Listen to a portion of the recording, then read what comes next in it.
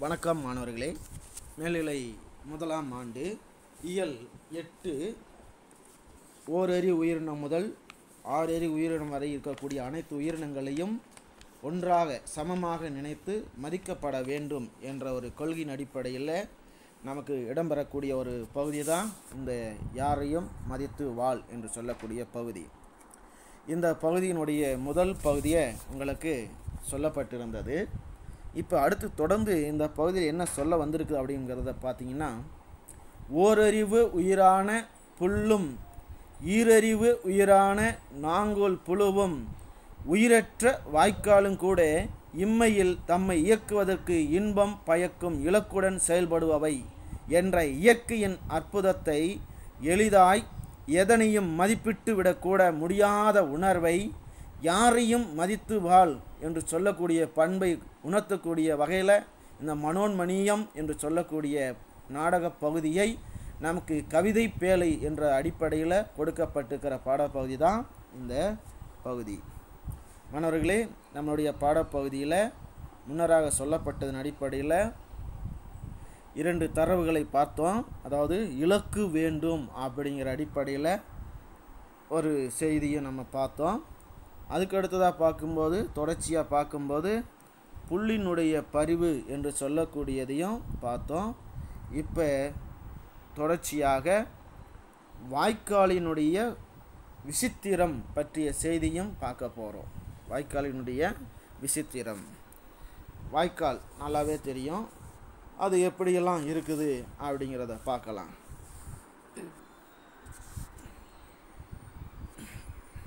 ஆக வாய்க்கால் தண்ணி இருக்குது, அது போகிறதுக்கு ஒழுங்கான திசையோடு போகணுங்கிறதுக்காக கட்டப்படக்கூடியது இக்கரை அக்கறை அமைப்பில் அமைக்கப்பட்ட ஒரு செயல்பாடு பேர் தான் வாய்க்கால்.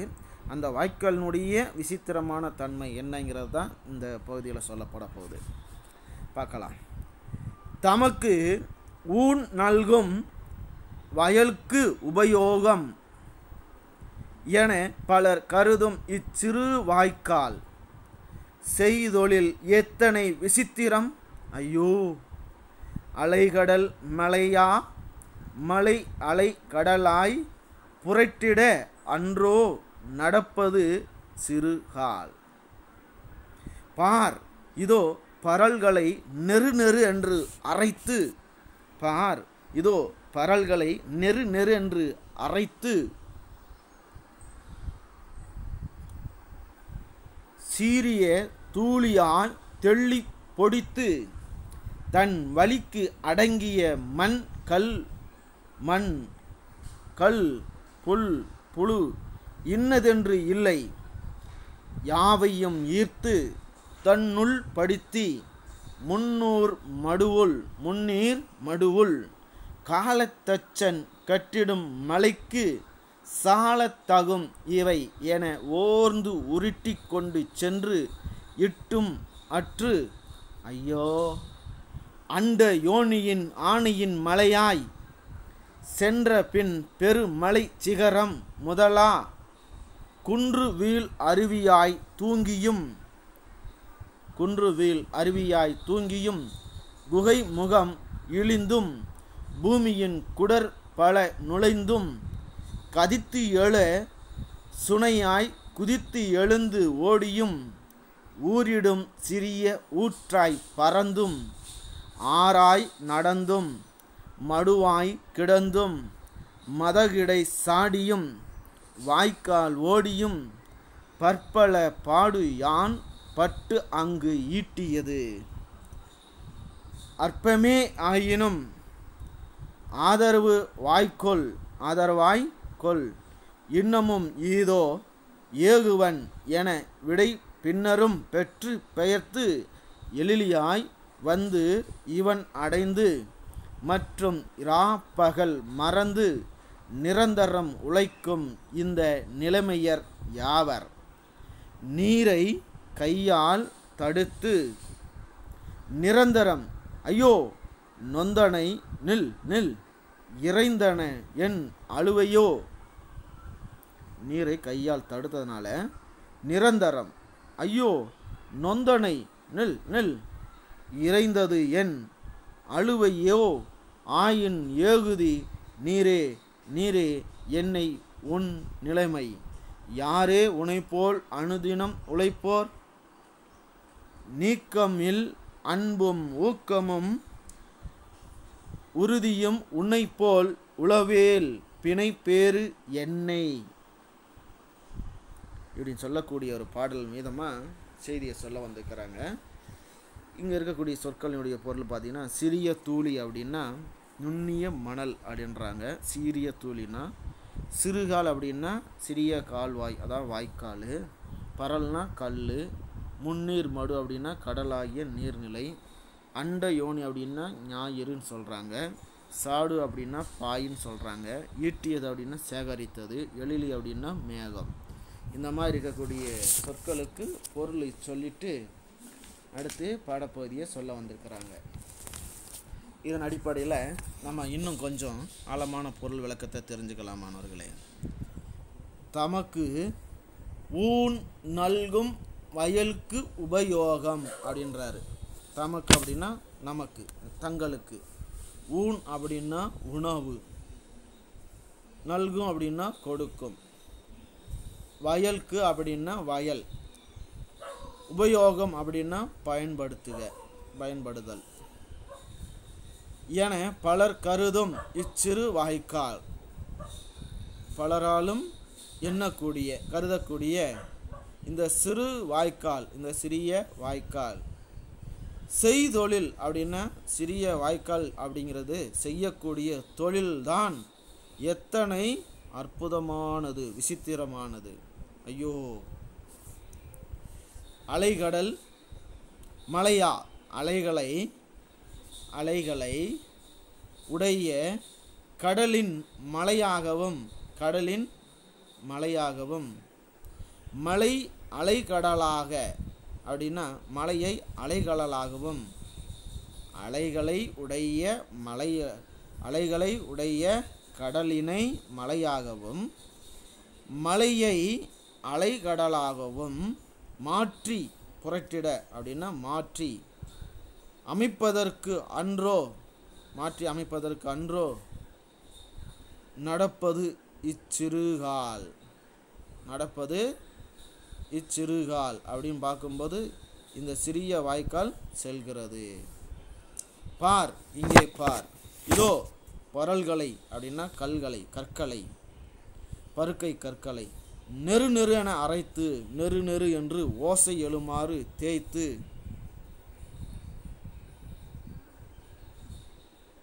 சீரிய தூளியாய் தெள்ளி பொடித்து சிறந்த பொடியாக, அதாவது மணலாக சிறிய துகளாக இருக்கக்கூடிய மண்ணாக தெள்ளி பொடித்து அப்படின்னு பார்க்கும்போது கொளித்து நிறைய அதிகப்படுத்தி தன் வலிக்கு அடங்கிய மண் தன் வலிமைக்கு உட்பட்ட அந்த வாய்க்காலுக்குனுடைய வலிமைக்கு உட்பட்ட அடிப்படையில் மண், கல், புழு இன்னதென்று இதுதான் ஆகிய இவற்றுள் இன்னதென்று பொருளை தான் இழுத்துச் செல்வது என்று இல்லாமல் இது மண், கல், புழு அப்படிங்கிறத பொருளை இழுத்துச் செல்வது என்று இல்லாமல் எல்லாவற்றையுமே யாவையும் சேர்த்து தன் உள்படுத்தி தனக்குள்ளே அது என்ன பண்ணிக்கிச்சு அப்படின்னா அகப்படுத்தி கொண்டு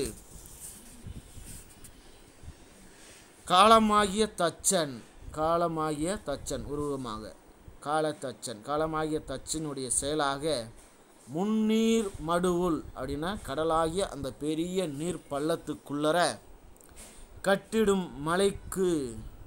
கட்டுகின்ற அந்த மலைக்கு இவை சால தகும், இவை மிகவும் பொருத்தமானவையாக இருக்கும் என்று ஊர்ந்து அப்படின்னா ஆராய்ந்து உருட்டி கொண்டு சென்று அவற்றையெல்லாம் உருட்டி கொண்டு சென்று இட்டு அப்படின்னா கடலுக்குள்ளர போய் சேர்க்குது. அது மட்டும் இல்லாமல் காலத்தச்சரை பார்த்து, காலத்தச்சரே, அண்ட யோனியின் இவ்வுலகமும் பிற கோள்களும் தோன்ற காரணமான இறைவனுடைய ஆணைன்ற கட்டளைப்படி மலையாய் சென்ற பின் நான் கடலிலிருந்து மேகமாய் சென்ற பின்னர் பெருமலை சிகரம் முதலா, பெரிய மலைகளினுடைய சிகரம்னா உச்சி, முதலாக அப்படின்னா முதலாக, குன்று வீழ் அருவியாய், குன்று வரையிலும் வீழக்கூடிய அருவியாகி, மேலிருந்து கீழாய் வீழ்ந்தும், மேலிருந்து கீழாக தூங்கினா வீழ்ந்தும்,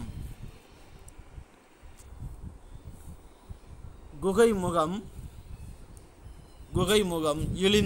இழிந்ததும், குகைமுகம் இழிந்தும், குகைகளிலிருந்து கீழே இறங்கியும், பூமியின் குடல் பல நுழைந்தும், பூமியின் குடல்களாக இருக்கக்கூடிய பல வெடிப்புக்குள் நுழைந்து, குடல்களாக இருக்கக்கூடிய பல வெடிப்புகளிலிருந்து நுழைந்து, கதித்து எழு சுனையாய், பெருகி எழுகின்ற சுனையாக, குதித்து எழுந்து ஓடியும், துள்ளி எழுந்து ஓடியும், ஊரிடும் தண்ணீர் ஊறுகின்ற சிறிய ஊற்றாய் பறந்தும், சிறிய ஊற்றுகளாய் எங்கும் பரவியும், ஆறாய் நடந்தும், ஆறுகளாய் ஓடியும், மடுவாய் கிடந்தும், பள்ளங்களில் மடுவாக தங்கியும், மதகு இடை சாடியும், மதகுகளிடையே மோதியும், வாய்க்கால் ஓடியும், வாய்க்கால்களாய் விரைந்து ஓடியும், பற்பல பாடு யான் பட்டு அங்கு ஈட்டியது, யான் பற்பல பாடுபட்டு அங்கு ஈட்டியது, நான் பற்பல துன்பங்கள் அடைந்து அங்கே இருந்து திரட்டி கொண்டு வந்த பொருள்கள் அற்பமே ஆயினும் ஆதரவாய்க்கொள், ஆதரவாய் பரிவோடு ஏற்றுக்கொள்க, ஆதரவாய் ஏற்றுக்கொள்க, பரிவாய் ஏற்றுக்கொள்க. இன்னமும் இதோ ஏகுவன் என விடை பின்னரும் பெற்று பெயர்த்தும் எழிலியாய், இதோ இன்னமும் ஏகுவன், இதோ மறுபடியும் நான் மேகமாய் செல்வேன், இதோ இன்னமும் நான் மறுபடியும் ஏகுவன் அப்படின்னா மேகமாய் செல்வேன், ஏகுவன் செல்வேன் என பின்னரும் விடை பெற்று பெயர்த்தும் எழிலியாய் என மீண்டும் விடை பெற்று கொண்டு மறுபடியும் மேகமாய் இவன் அடைந்து, நிலப்பகுதியை வந்து அடைந்து, இவன் அப்படின்னா இந்த இடத்துல நிலப்பகுதியை அடைந்து, மற்று அப்படின்னா மற்றும், இராப்பகல் மறந்து அப்படின்னா இரவு என்றும் பகல் என்றும் பாராமல் நிரந்தரமாய் இடைவிடாமல் உழைத்து கொண்டே இருக்கின்ற இத்தகைய நிலைமையினை இயல்பினை உடையவர்கள் யாவர் அப்படின்னு சொல்கிறான். இது வரைக்கும் என்ன பொருளை நமக்கு சொல்லப்பட்டிருக்குது அப்படின்னு சொல்லி பார்த்தீங்கன்னா,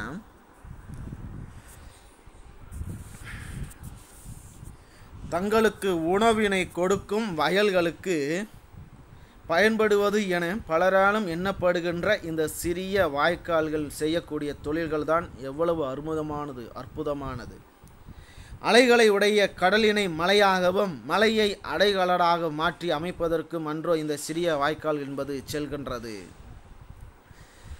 இதோ பார், பருக்கை கற்களை நெரு என்று ஓசை உண்டாகுமாறு சேர்த்து சிறிய பொடி பொடியாய் செய்து கொலிக்கின்றது.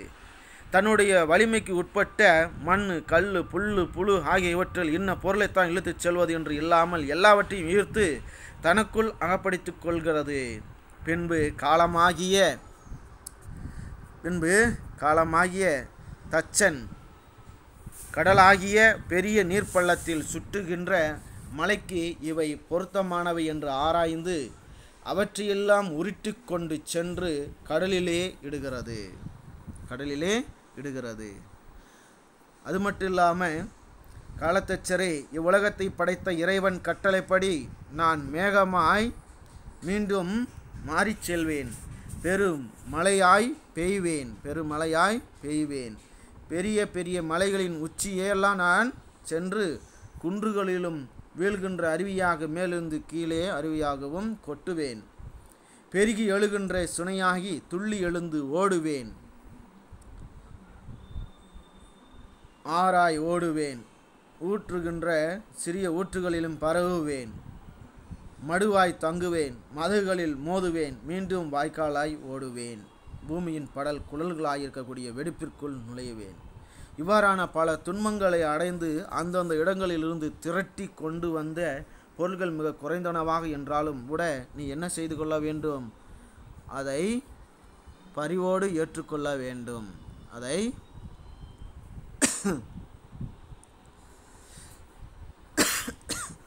ஆதரவாய் ஏற்றுக்கொள்ள வேண்டும். இதோ நான் மறுபடியும் மேகமாய்ச் செல்வேன் என்று கூறி விடைபெற்று கொண்டது.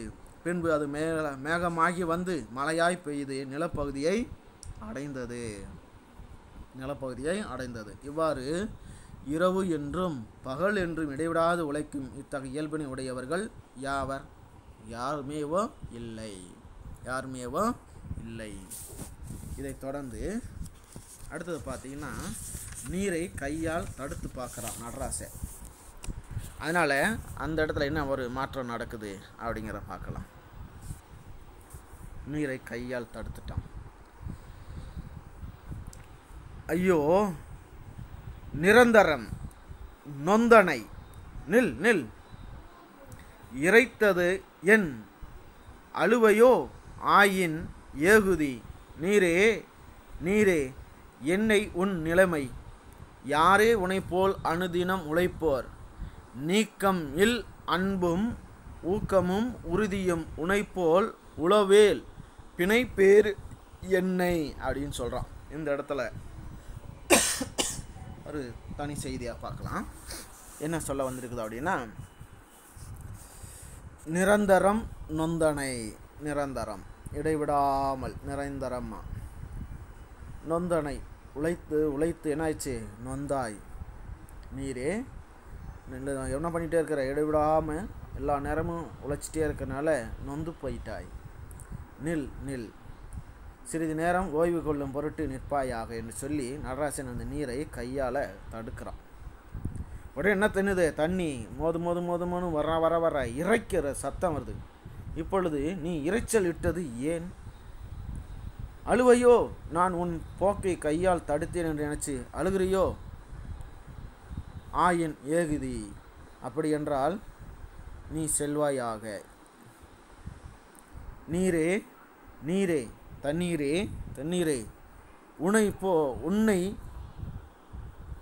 என்னை உன் நிலைமை எத்தகைய வியப்புடையதாக இருக்கிறது.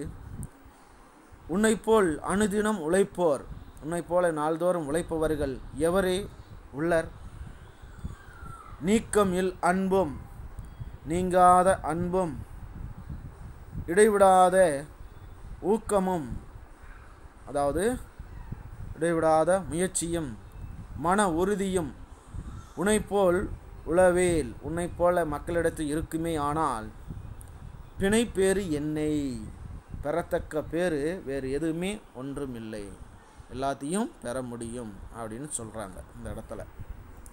ஆக வாய்க்காலில் ஓடிக்கொண்டிருக்கும் நீரினை நடராசன் கையால் தடுத்ததுனால அது என்ன செய்யுது? இரைச்சலை உருவாக்குது. ஓயாது உழைத்து கொண்டிருக்கிறாயே, உனக்கும் கொஞ்சம் ஓய்வு வேண்டாவோ என்று கூறி தடுக்கின்றான். ஆனால் அதுவோ ஓட முடிகிறது. ஆதலின் அழுவையோ, அப்படி என்ன நீயே போ என்கிறான். நீரே இடைவிடாது உழைப்பவர்கள் உன்னை போல வேறு எவரும் இல்லர். உன்னை போல அன்பும் ஊக்கமும் உறுதியும் உலகில் வாழும் மக்கள் அனைவரும் பெற்றுவிட்டால் அவர்கள் பெறுவது எதுவானாலும் பெற முடியும், வேறு எதுவும் இருக்காது என்று பிணை பேறு என்ன என்று சொல்லியிருக்கிறார். இந்த மாதிரி இருக்கிற இடத்துல என்ன சொல்லியிருக்கிறார் அப்படின்னு பார்த்தீங்கன்னா, வாய்க்காலினுடைய விசித்திரத்தன்மையை சொல்லப்பட்டுக்கிறது மாணவர்களை. அதுக்கடுத்ததாக பார்க்கும்போது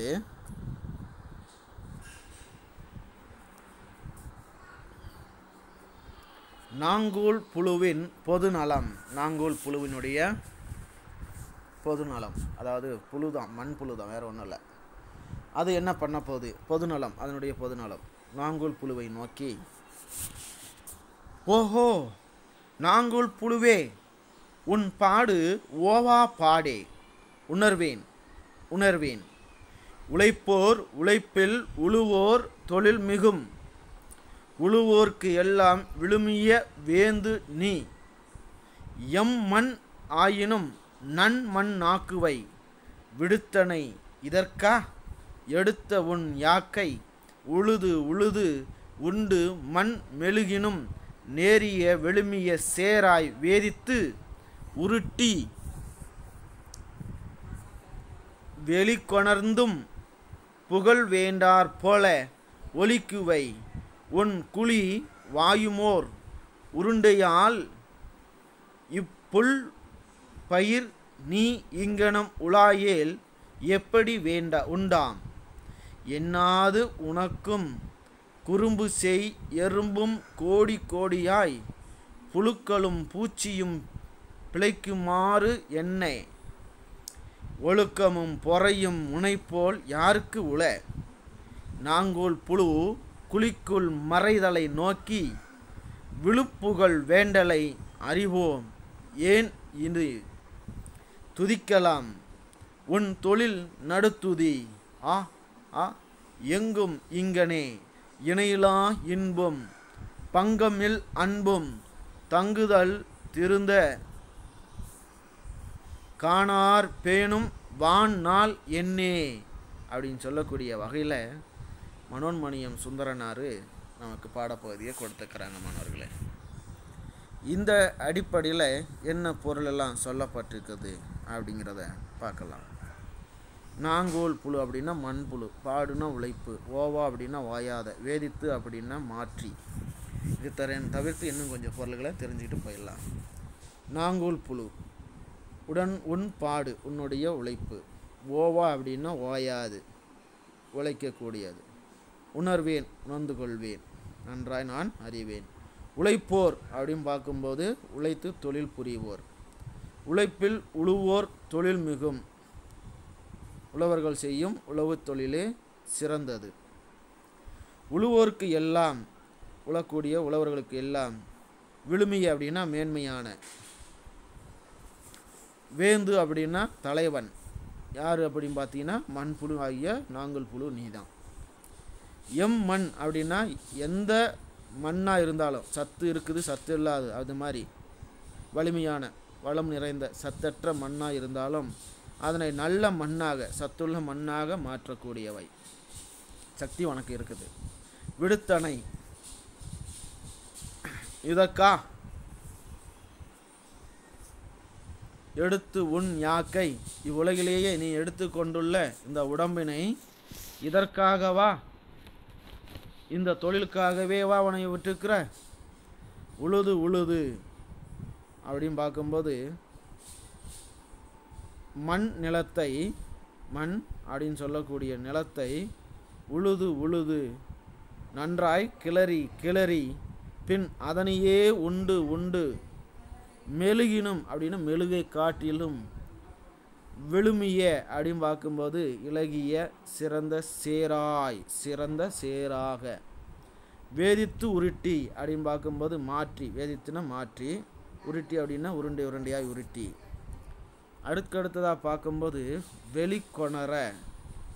வெளிக்கொணரம் நிலத்திலிருந்தே வெளியே கொண்டு வந்து சேர்த்து வெளிக்கொணர்ந்ததும் புகழ் வேண்டார் போல பிறர் புகழ்ச்சியை விரும்பாதவர் போல உன் குழிவாய் உன்னுடைய குழிவாய் நீ உள்ளே இருந்து கொண்டு நீ தோன்றிய அந்த குழியின் வாயையும் ஓர் உருண்டையால் ஒரு மண் உருண்டையால் ஒலிக்குவை மறைப்பாய்.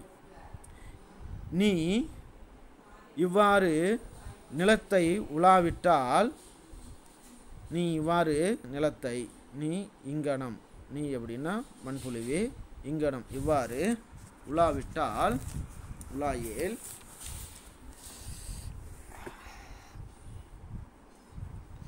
எப்படி இப்புல் பயிர் இந்த புல்லு பயிர் இந்த புல்லாகிய பயிர் எப்படி தோன்றும் எப்படி உருவாகும். என்னாது உனக்கும் இவ்வாறு நீ செய்யும் பேர் உதவினை எண்ணி பார்க்காமல் உனக்கும் குறும்பி செய் எறும்பும் கோடி கோடியாய் இடையூற்றை விளைவிக்கக்கூடிய எறும்புகளும் கோடி கணக்கில் புழுக்களும் பூச்சியும் பிழைக்குமாறு பிழைத்து வாழ்கின்றனவே எதனால்? என்னை உனைப்போல் ஒழுக்கமும் பொறையும் யாருக்கு உள்ளது? உனைப்போல் ஒழுக்கமும் பொறையும் யாருக்கு இருக்குது அப்படின்னு இந்த இடத்துல சொல்கிறார். ஆக இந்த மாதிரி இடத்துல அவர் என்ன பொருளை சொல்லியிருக்கிறாரு அப்படிங்கிறத இங்கே பார்க்கலாம் மாணவர்களே. நாங்கோல் புழுவே என்ன செய்கிற அப்படின்னா, உன்னுடைய வேலை ஓயாத வேலையாக இருக்கிறது. இதை நான் நன்கு அறிவேன். இந்த உலகிலேயே உழைத்து தொழில் புரிவோரினுடைய பல்வகை தொழில்களுக்கு உள்ளே உழவர் செய்யக்கூடிய உழவர் தொழிலும் சிறந்ததாக இருக்குது. அந்த உழவருக்கெல்லாம் சிறந்த தலைவனாக வேந்தனாக இருப்பது நீதான். எந்த மாதிரியான சத்து அற்ற மண்ணாய் இருந்தாலும் நல்ல சத்துள்ள மண்ணாய் செய்யக்கூடிய ஆற்றல் கொண்டது நீதான். இவ்வுலகில் நீ கொண்டுள்ள உடலினை இந்த தொழிலுக்காகவே என்ன பண்ணியிருக்கிற விட்டிருக்கின்றாய், யாக்கை உடல். நிலத்து மண்ணை நன்றாய் கிளறுகிறாய், நிலத்து மண்ணை நன்றாக கிளறுகிறாய். அதனையே என்ன பண்ணுற, உண்ணுகிறாய். அதன் பின் மெழுகினை காட்டிலும் இளைய சிறந்த சேராக மாற்றுகிறாய். உருண்டையாய் உருட்டுவாய். அதனை நிலத்தில் இருந்து கொண்டு வருவாய். பின்பு பிறர் புகழ்ச்சியை விரும்பாதவர் போல புகழ் வேண்டார் போல. பின்பு பிறருடைய புகழ்ச்சிக்கு நீ ஆளாக வேண்டாம், விரும்பாதவர் போல உன்னுடைய குழியின் வாய்ப்பக்கத்தையும் ஒரு மண் உருண்டையால் என்ன பண்ணிக்குவ, மறைச்சிக்குவ. இந்த மாதிரி இருக்கிற செய்தியை சொல்வதன் அடிப்படையில், நீ இவ்வாறு நிலத்தை உலாவிட்டால் இந்த புல்லாகிய பயிரும் எப்படி தோன்றும்? இவ்வாறு நீ செய்யும் பேருதவினை எண்ணி பாராமல் உனக்கு இடையூறு விளைவிக்கக்கூடிய வகையில் கோடான கோடி எண்ணிக்கையில் எறும்பு, புழுக்கள், பூச்சி அப்படிங்கிறது பிழைத்து உயிர் வாழ்கின்றனவே எப்படி? ஆக உன்னிடத்தே உள்ளன போல ஒழுக்கமும் பொறுமையும் உலகில் வேறு எவரிடத்திலும் உள்ளன அப்படின்னு பார்க்கும்போது யார்கிட்டையுமே இல்லை. ஆக உயிர் வாழ மக்களுக்கு உணவு தேவை. அந்த உணவை தருவது உழவு தொழில். அந்த தொழிலை செய்யும் உழவர்களே உலகத்திற்கு அச்சு போன்றவர். இந்த மாதிரியான செய்திகள் அடிப்படையில் பிறர் தொழிலை செய்பவர் மற்றவருக்கு அத்தொழில் அடிமை தொழிலை செய்பவர் ஆவர். ஆனால் உழவு தொழிலை செய்பவரோ தன்மானத்தோடு தொழில் செய்து வாழ்பவர் ஆவர்.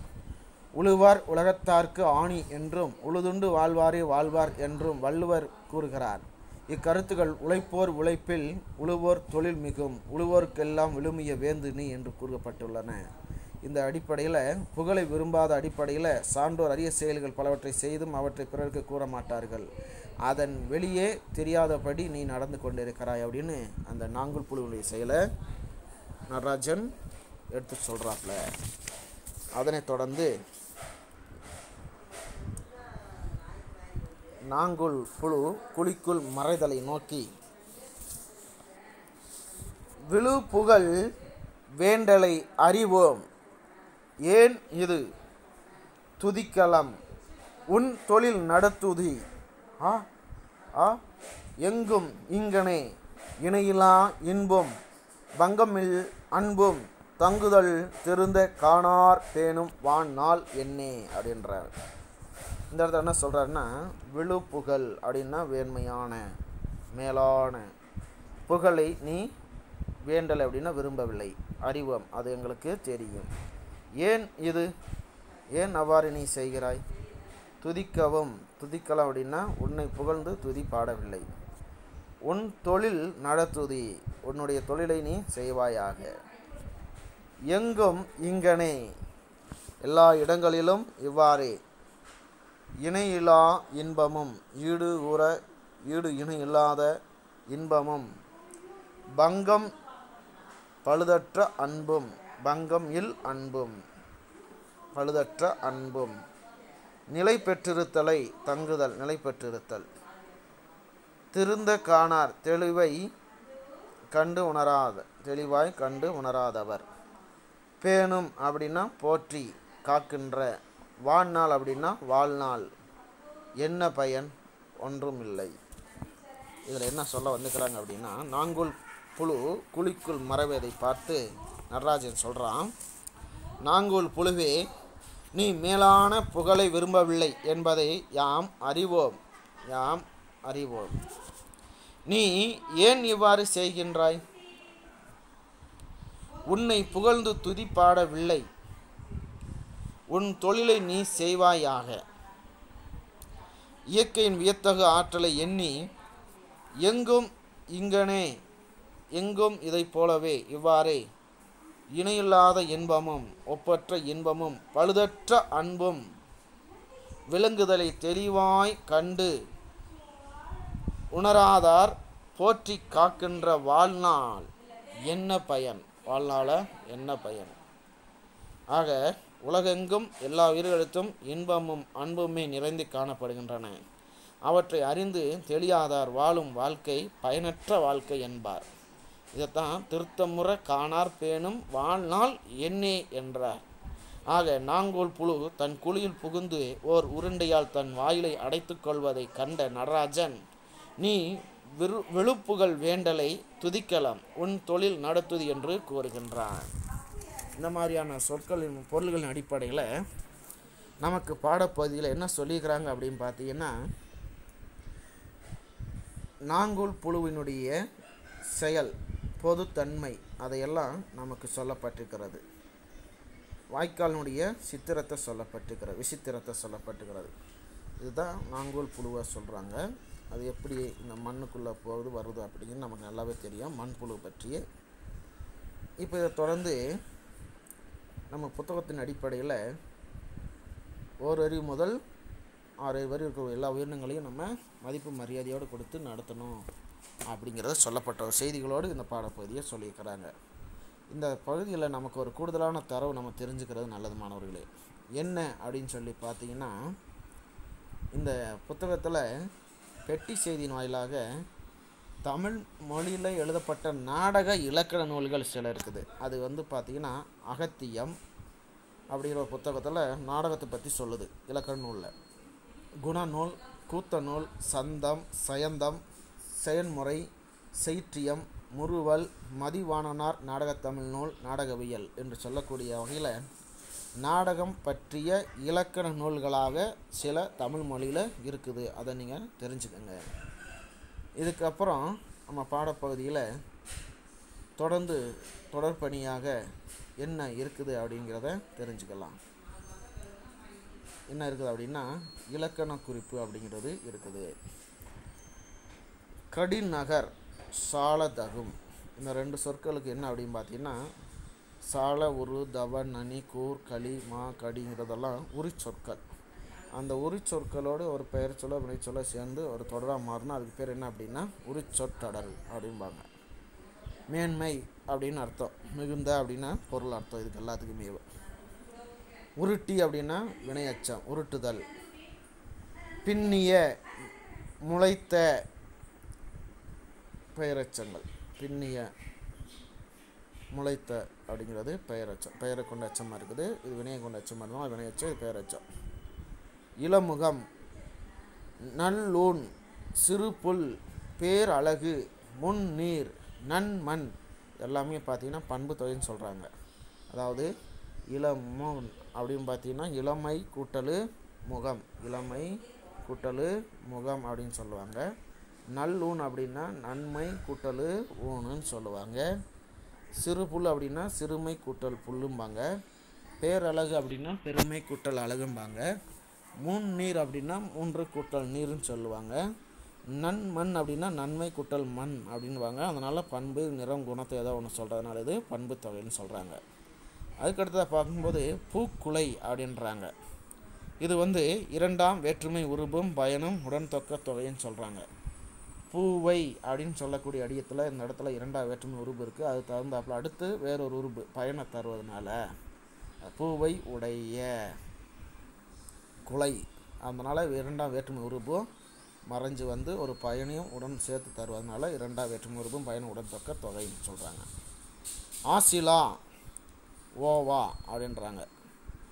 ஆசிலா அல்லது ஓவா அப்படின்னு சொல்லும்போது அது என்ன அப்படின்னு பார்க்கும்போது ஆசிலாத அப்படின்ற அடிப்படையில் என்ன இருக்கணும் அப்படின்னா சொல்லு முடிவு பெற்றுக்கணும்.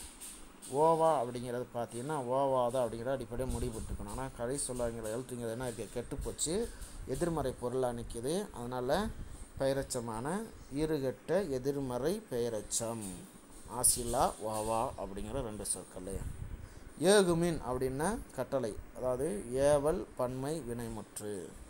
பார்த்து பார்த்து, நில் நில், உழுது உழுது அப்படின்னு சொல்லக்கூடிய இந்த 3 சொற்கள் என்னவா இருக்குது, பார்த்து பார்த்து, நில் நில்லு, உழுது உழுது, அடுக்கி வந்து பொருள் தந்ததுனால அடுக்கு தொடர்கள்னு சொல்கிறாங்க. வாய்க்கால் அப்படிங்கும்போது இது பார்த்திங்கன்னா கால்வாய் இல்லைன்னா வாய்க்கால் அப்படின்னு இப்படியும் போட்டு இப்படியும் பொருள் மாற்றலாம். அதனால் இலக்கண போலி, முன்பின் தொக்க இலக்கண போலி.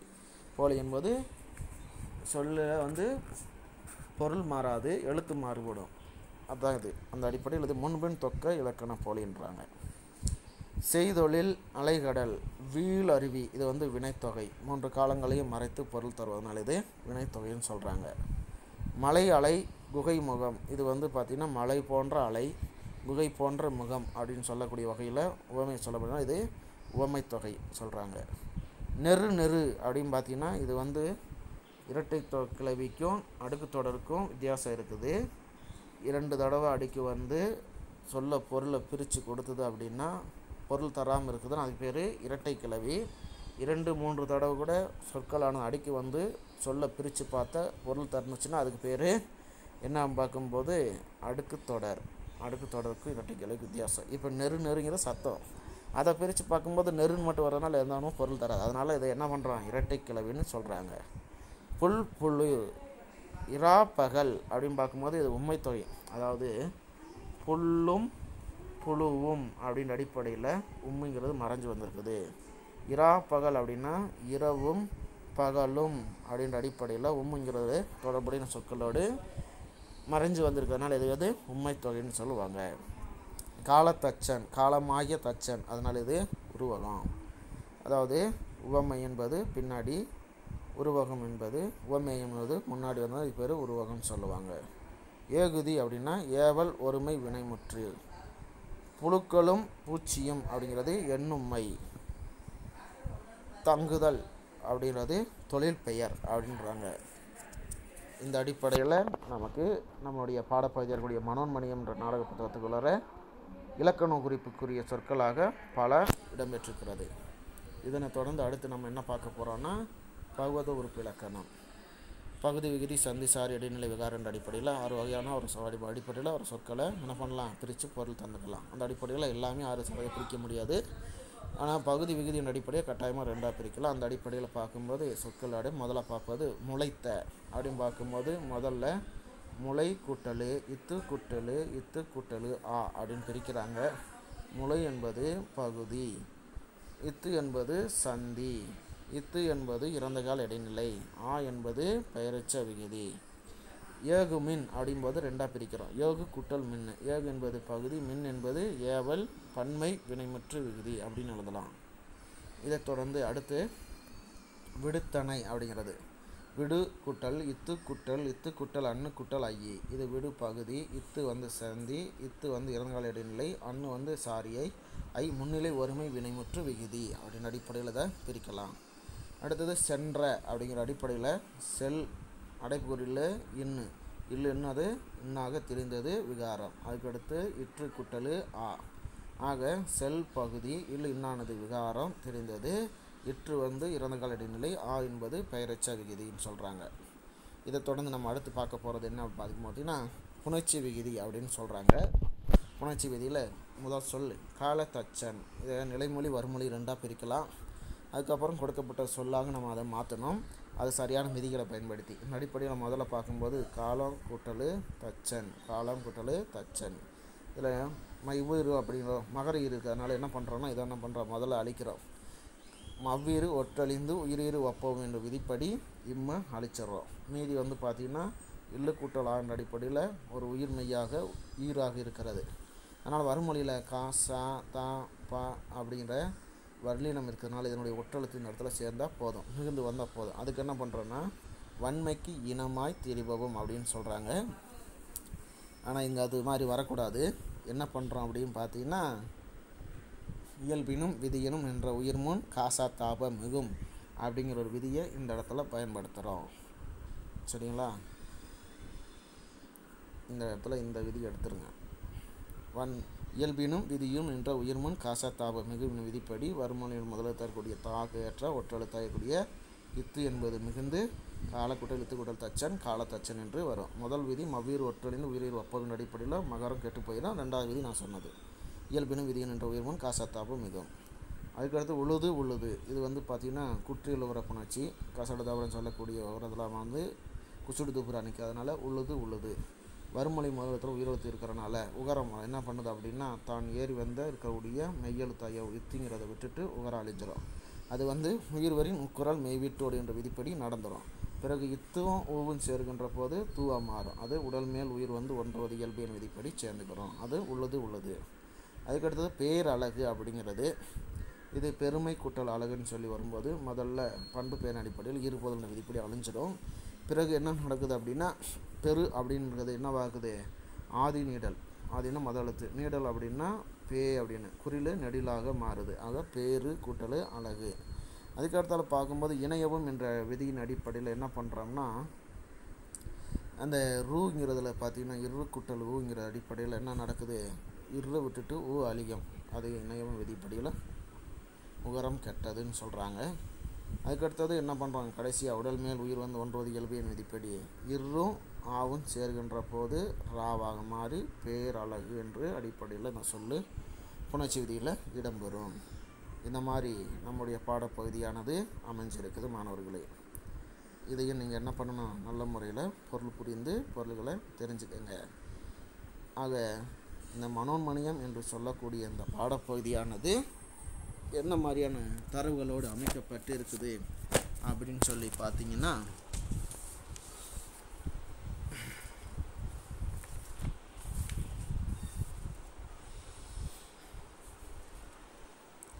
தமிழில் தமிழ் நூல்கள் பற்றிய செய்திகளை நம்முடைய புத்தகத்தில் தெரிஞ்சுக்கிட்டோம். அதுக்கடுத்ததாக பார்க்கும்போது தமிழ் நாடக வரலாறுங்கிறத சுருக்கமாக தெரிஞ்சுக்கிட்டோம். மெய்ப்பாடு இலக்கணம் அப்படிங்கிறது கொடுக்குறது அந்த தொல்காப்பியர் அகத்தியமானது கூத்து நாடகம் எல்லாத்துக்கும் நாடகத்துக்கான பொருளாக சொல்லுது. தத்துவ பேராசிரியராக விளங்கினார் இந்த பேராசிரியர் சுந்தரம் பிள்ளை அவர்கள். அவருடைய வாழ்வு அவருடைய பணி எல்லாம் என்னங்கிறத சொல்லிட்டோம். கடைசியாக நம்மளுடைய பாடப்பகுதியானது நடராசனுடைய தனிமொழியை விளக்கி கூறுதல் அடிப்படையில் அமைஞ்சிருக்குது நம்மளுடைய பாடப்பகுதி. இந்த அடிப்படையில் 2 வலைவலியின் வாயிலாக நான் என்ன பண்ணிக்கிறேன் இந்த பகுதியை சொல்லியிருக்கிறேன் மாணவர்களே. முதல் பகுதியில் இலக்கு வேண்டும், அப்புறம் என்ன சொல்லியிருந்தோம் இலக்கு என்பது அடிப்படையில் எல்லாருக்குமேவும் ஒவ்வொரு லட்சியம் வேணுங்கிறது சொல்லப்பட்டிருக்குது.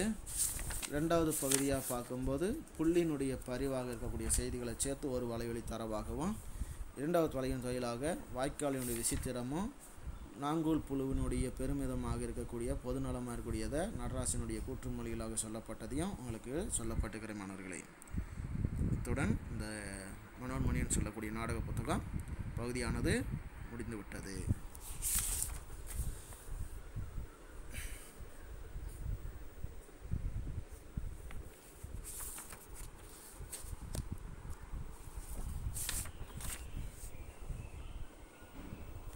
நன்றி.